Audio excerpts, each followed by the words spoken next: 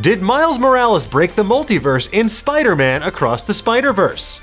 Welcome back to Nerdist News. I'm Dan Casey, and today we're breaking down the latest trailer for Spider-Man Across the Spider-Verse. The highly anticipated sequel to the Oscar-winning Into the Spider-Verse is chock full of Spider-Man variants, multiversal mayhem, and some tough decisions for Miles Morales.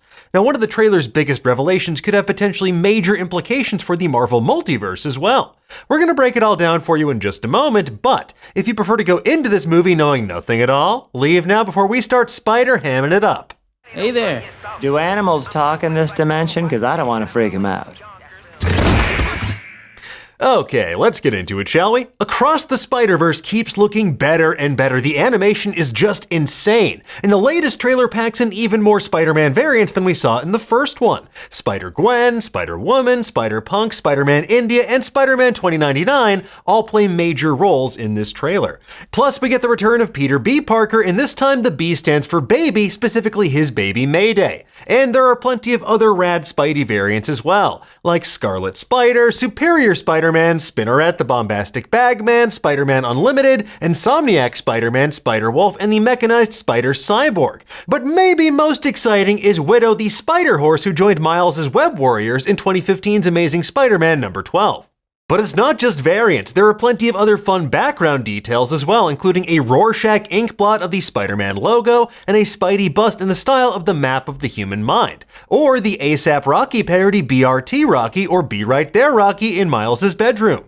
But more importantly, we learn a lot more about this massive multiversal facility full of spider people from across the Spider-Verse. It seems to be a lot like the Web Warriors as seen in 2014 Superior Spider-Man number 33. And if you look closely, all of these elite spider people seem to be wearing a special device on their wrist, presumably something that lets them travel across the Spider-Verse.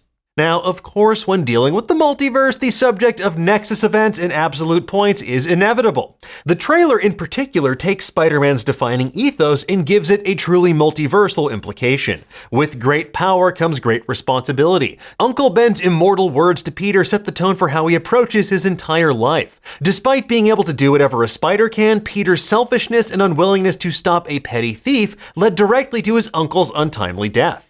Miguel O'Hara takes things a step further. He denies Miles' entry into this group. He says that he can never be a part of it. So why is this gruff futuristic Spidey so grouchy? Well, as he tells Miles, being Spider-Man is a sacrifice. When Miles asks about Uncle Ben, Peter B. Parker reminds his young ward that without Uncle Ben, most of them wouldn't be here.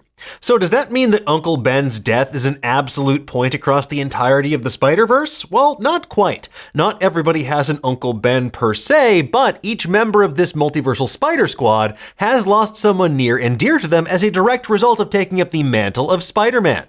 Peter Parker typically loses Uncle Ben because, unlike Bonesaw, he wasn't ready to do the right thing. Bonesaw is ready!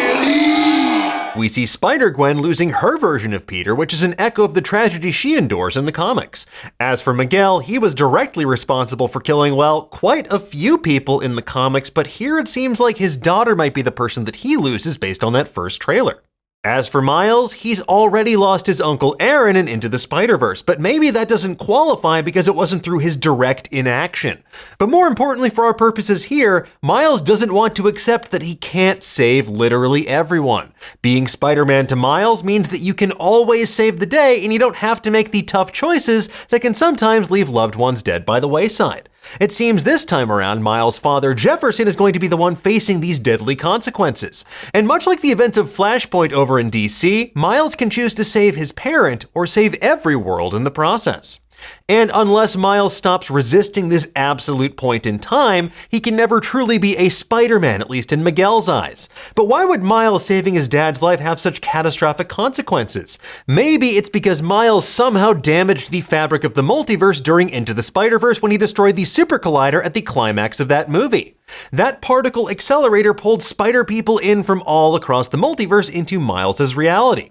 Now, usually we blame Doctor Strange and Peter Parker for that particular crime in Spider-Man No Way Home, which Miguel does explicitly mention by name. He refers to Doctor Strange and that nerd from Earth 1999-99. I'm sorry, you're saying there's a multiverse? Although it was referred to as Earth 616 in Multiverse of Madness, Earth 1999-99 was the original designation among fans, especially among Iman Vellani. As much as Kevin Feige can make us think that it's 616, it is 199999. But what if Doctor Strange and Peter Parker only tapped into a deeper fissure created by Miles and Into the Spider-Verse? While Miles ostensibly prevented Kingpin from doing further damage to the multiverse, maybe destroying the Collider had an unintended ripple effect of its own and generated deadly consequences. It would certainly explain why Miguel O'Hara is so angry with Miles and doesn't want anything to do with him. Or who knows, maybe Miguel's just furious with anyone at all who tampers with the integrity of the multiverse, including Miles, Doctor Strange, and that nerd Tom Holland. I mean Peter Parker. I'm sorry, you're saying there's a multiverse? Now, another item of note is that we also get our first formal introduction to Jason Schwartzman's villain, the Spot, who will create literal plot holes in this movie. In the comics, the Spot's powers let him generate portals across space by accessing a realm known as the Spotted Dimension, and here it bears a striking visual similarity to the Nexus Interzone from Quasar number 50. That is the home to the Congress of Realities, a body with members from nearly every reality in existence. It's like a less fascist version of the TVA. The Congress tried to maintain order across the multiverse and preserve its integrity. So Miguel's version of the Web Warriors could maybe be filling a similar purpose here, and the Spot might be looking for them. And if the Spot is able to use his powers to access other points in the multiverse, that could lead to even greater damage being done not only in Miles' reality, but the entirety of the Spider-Verse as we know it. In the meantime, Miles is going to do his best to fight back against the idea of predestination, the idea that losing a loved one, an Uncle Ben, a Peter Parker, a father like Jefferson, is an absolute point in his timeline. Unfortunately for Miles, for the time being, it seems like the odds are well and truly stacked against him. That is, if the Spider-Mans chasing him can figure out who they're really after. Anyway, folks, there you have it. That's everything you need to know about the latest Across the Spider-Verse trailer. We'll have even more deep dives for you in the days ahead over on Nerdist, but for now, tell us, what did you think of this trailer? What do you think of this theory?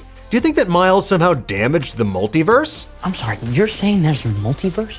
Let us know in the comments below, and for the latest and greatest in the world of pop culture, make sure you stay tuned to Nerdist.com.